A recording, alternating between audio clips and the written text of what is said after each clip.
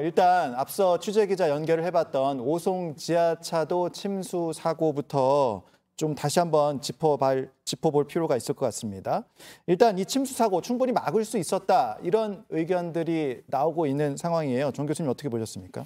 그렇습니다. 이게 상식적이었으면 막을 수 있었을 거라고 생각합니다. 네. 근데 지금 보면은 이제 관계 기관들이 굉장히 많습니다. 지금 한 4개 기관을 얘기했지만 좀 더 들어가 보면 한 8개 기관에 이제 이해관계가 걸려 있는데요. 예. 만일 이 협업 체계가 잘 이루어졌다 그러면 막을 수 있었을 거라고 생각합니다. 예를 들어서 보면 제일 중요한 발생 원인인 예. 우리가 미호청교의 제방 공사를 들 수 있습니다. 예. 우리가 비가 오기 전에 우기 전에 가장 먼저 체크해야 되는 것이 공사 현장. 그다음에 공사 현장 중에서도 하천 공사. 이건 영순이거든요. 근데 이 1순위도 아니고 영순위라고 봐야 된다. 그렇습니다. 영순인데 그 하천 공사를 홍수기에 공사를 하고 있었고, 그다음에 그것도 제대로 된 공사가 이루어지지 않았다는 게 가장 큰 원인이라고 할 수 있습니다. 지금 화면으로 나오고 있는 화면은 이제 침수 사고가 발생하기 바로 직전에 이제 차량들이 지하차도를 이제 간신히 통과하는 그런 장면인데요. 예. 그런데 옆에 보면 이제 계속 차들이 진입하는 차들도 보인단 말이죠. 그렇습니다. 그러니까 빠르게 이 위험 상황을 인지하지 못하고 도로 통제를 하지 못했던 부분, 예. 이 부분도 지적을 하지 않을 수 없을 것 같습니다. 어떻게 보셨습니까? 그렇습니다.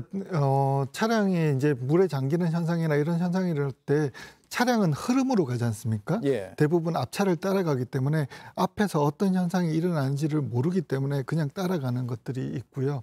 그리고 저기처럼 이제 유입부의 유속들이 굉장히 급하게 나타나는데요. 그 조금 있어 보면 구조 자체가 U자형으로 되어 있습니다. 그래서 양쪽에서 물이 들어오는 시점이 있는데 그때는 정말 유속이 심해서 빠져나오기는 거의 불가능했을 것 같은 그런 상황이었습니다.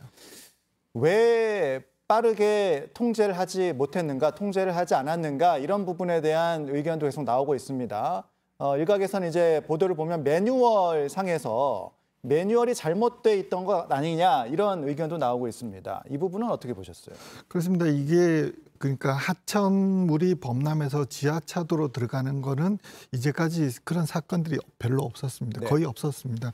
근데 이 사건이 뭐하고 똑같냐면 작년 우리가 흰남노 때 포항 주차장 사건하고 동일합니다. 예. 왜냐하면은 지하 공간에 하천이 가까이 있고 하천에 물이 범람하면서 지하 공간으로 들어오는 사건이죠.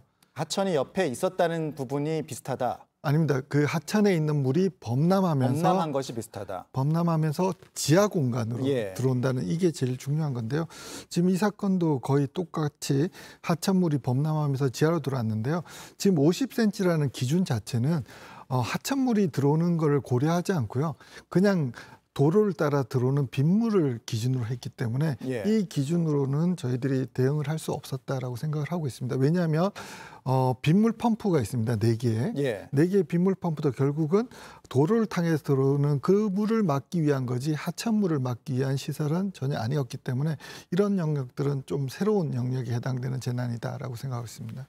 그러니까 이거는 다시 반기성 센터장님께 여쭤볼 부분인데요. 그러니까 우리가 매뉴얼이 집중호우라고 하더라도 지금 이렇게 극한의 호우로 쏟아붓는 집중호우는 최근에 좀 가속화되는 양상이기 때문에 일반적인 상황이었다면 비가 많이 내렸다 하더라도 이렇게 급하게 갑자기 하천이 범람하면서 지하차도로 물이 들어차지 않았을 수도 있지 않느냐, 이런 의견이 나오고 있거든요. 그러니까 굉장히 이 기상의 변화, 비가 갑자기 많이 쏟아지는 부분, 이런 부분이 굉장히 급하게 변하고 있다, 이렇게 봐야 될까요? 어떻게 보고 계십니까? 사실 이번 그 집중호우 같은 경우는 예측이 됐었던 겁니다. 예. 그러니까 작년 서울 그 아주 그 피해가 컸던 그런 집중호우하고는 틀립니다.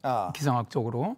이번 같은 경우는 저기압이 이동해 와서 빠져나가고 그다음에 정체선이 만들어졌던 경우이기 때문에 예측하는 데는 큰 어려움이 없었고 제가 볼 때는 기상청이 뭐 좀 과하다 싶을 정도로 예측을 해줬다고 봅니다. 근데 이거는 뭐 어쨌든 제가 보는 관점인데 이번에 저 동일하게 7월에 지금 전 세계적으로 아주 폭우로 피해가 엄청 큽니다. 네. 근데 최근에 그 7월에 그 미국의 북동부주 쪽이죠. 메인주라든가 뉴욕주라든가 이쪽에서 엄청난 폭우가 발생했는데 거기서 400mm 넘었는데 짧은 시간에 거기서는 이 우리나라 전 이런 생각을 합니다. 일단 국민들이라든가 지자체에 있는 공무원들의 어떻게 보면 이런 패러다임이 좀 바뀌어야 할 필요가 있다. 이런 어떤 호우가 내린다고 기상청에서 과도하게 예보를 해줬거든요. 사실 기상청이 400mm 이상 예보내는 경우가 거의 없습니다. 예. 근데 이번에 400mm 예보를 내줬거든요. 예. 그리고 호우 경보를 계속 장시간 계속 발표를 해줬음에도 불구하고 그걸 받아들이는 측에서 심각하게 받아들이지 않았다는 뜻이죠. 그러니까 이제 이런 것들이 실제로 이번 그 뉴욕이라든가 미국의 피해를 보면은 거긴 주지사부터 공무원들까지 나와서 일일이 취약한 지역들, 그러니까 반지하 이런 데 사람들 대피를 시키고 예를 들어서 집집마다 다니면서 침수될 지역, 산사탄할 지역 주민들을 다 대피시키고 물에 잠기는 지역은 보트를 이용해서 다 구조를 하고 예. 이런 것들이 이루어지는 데 반해서 제가 볼 때는 우리나라 좀 그런 것들이 부족하지 않느냐. 이 패러다임 변화에 대한 이 대처를 좀 늦었던 부분, 더 잘해야 된다는 부분, 이런 부분을 좀 말씀하신 것 같습니다. 네네. 알겠습니다.